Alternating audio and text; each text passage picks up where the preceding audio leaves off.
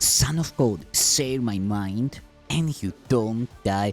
This is the season 1, the episode 443 in the series How to Manifest Immortality. And the name of today's teaching is Error. And there you go.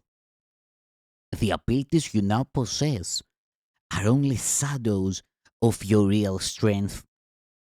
All of your present functions are divided and open to question and doubt. This is because you are not certain how you will use them and are therefore incapable of knowledge. You are also incapable of knowledge because you still perceive lovelessly. Perception did not exist until the separation introduced degrees, aspects, and intervals. Spirit has no levels, and all conflict arises from the concept of levels. Only the levels of the Trinity are capable of unity. The levels created by the separation cannot but conflict. This is because they are meaningless to each other.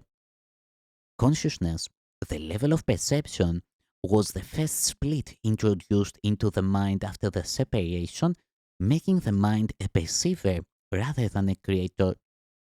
Consciousness is correctly identified as the domain of the ego. Ego is a wrong minded attempt to perceive yourself as you wish to be rather than as you are. Yet, you can know yourself only as you are because that is all you can be sure of. Everything else is open to question. The ego is the questioning aspect of the post separation self, which was made rather than created. It is capable of asking questions but not of perceiving meaningful answers, because this would involve knowledge and cannot be perceived. The mind is therefore confused because only one mindedness can be without confusion. A separated or divided mind must be confused. It is necessarily uncertain about what it is.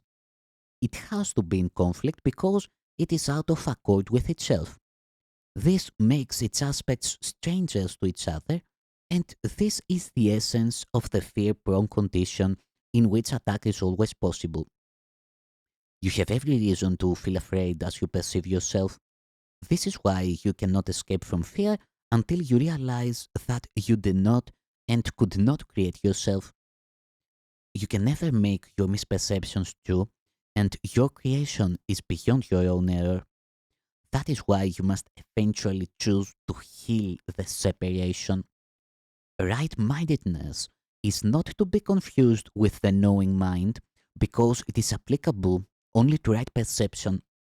You can be right minded or wrong minded, and even this is subject to degrees, clearly demonstrating that knowledge is not involved. The term right mindedness is properly used as the correction for wrong mindedness and applies to the state of mind that induces accurate perception. It is miracle minded because it heals misperception, and this is indeed a miracle in view of how you perceive yourself. Perception always involves some misuse of mind because it brings the mind into areas of uncertainty. The mind is very active. When it chooses to be separated, it chooses to perceive. Until then, it wills only to know. Afterwards, it can only choose ambiguously, and the only way out of ambiguity is clear perception. The mind returns to its proper function only when it wills to know. This places it in the service of spirit where perception is changed. The mind chooses to divide itself when it chooses to make its own levels, but it could not entirely separate itself from spirit because it is from spirit that it derives its whole power to make or create. Even in miscreation, the mind is affirming its source, or it would merely cease to be. This is impossible because the mind belongs to spirit, which God created and which is therefore eternal.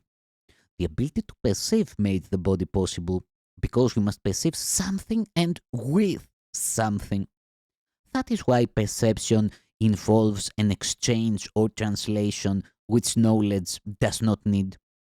The interpretative function of perception, a distorted form of creation, then permits you to interpret the body as yourself in an attempt to escape from the conflict you have induced. Spirit which knows could not be reconciled with this loss of power because it is incapable of darkness. This makes spirit almost inaccessible to the mind and entirely inaccessible to the body. Thereafter, spirit is perceived as a threat because light abolishes darkness merely by showing you it is not there. Truth will always overcome error in this way. This cannot be an active process of correction because, as I have already emphasized, knowledge does not do anything. It can be perceived as an attacker, but it cannot attack. What you perceive as its attack is your own vague recognition that knowledge can always be remembered, never having been destroyed. God and His creations remain in surety, and therefore know that no miscreation exists. Truth cannot deal with errors that you want.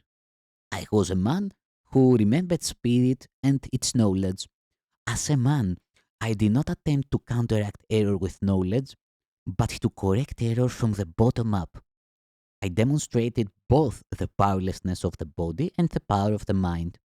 By uniting my will with that of my Creator, I naturally remembered spirit and its real purpose.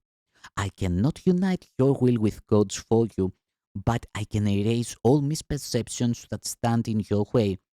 But I can erase all misperceptions from your mind if you will bring it under my guidance.